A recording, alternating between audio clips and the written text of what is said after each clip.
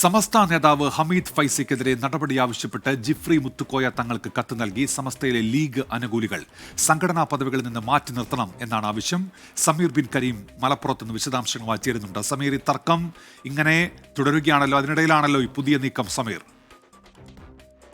നിലവിൽ സമസ്തയിലെ ലീഗ് അനുകൂല വിഭാഗമാണ് ഹമീദ് ഫൈസി അമ്പലക്കടവിനെതിരെ നടപടി ആവശ്യപ്പെട്ടുകൊണ്ട് സമസ്ത അധ്യക്ഷൻ ജിഫ്രി മുത്തുക്കോയ തങ്ങൾക്ക് ഒരു കത്ത് നൽകിയിരിക്കുന്നത്. ഈ മൊയ്തീൻ ഫൈസി പുത്തനഴി, അബ്ദുൾ സമദ് പൂക്കോട്ടൂർ, നാസിർ ഫൈസി കൂടത്തെ ഉൾപ്പെടെയുള്ള ലീഗ് അനുകൂല പക്ഷമാണ് നിലവിൽ നടപടി ആവശ്യപ്പെട്ടിരിക്കുന്നത്. പ്രധാനമായും ഇതിൽ ആവശ്യപ്പെടുന്നത് ഈ സമസ്തയുമായി ബന്ധപ്പെട്ട എല്ലാവിധ ചുമതലകളിൽ നിന്നും ഹമീദ് ഫൈസി അമ്പലക്കടവിനെ മാറ്റി നിർത്തണമെന്നതാണ് ഈ കത്തിലൂടെ ആവശ്യപ്പെട്ടിരിക്കുന്നത്.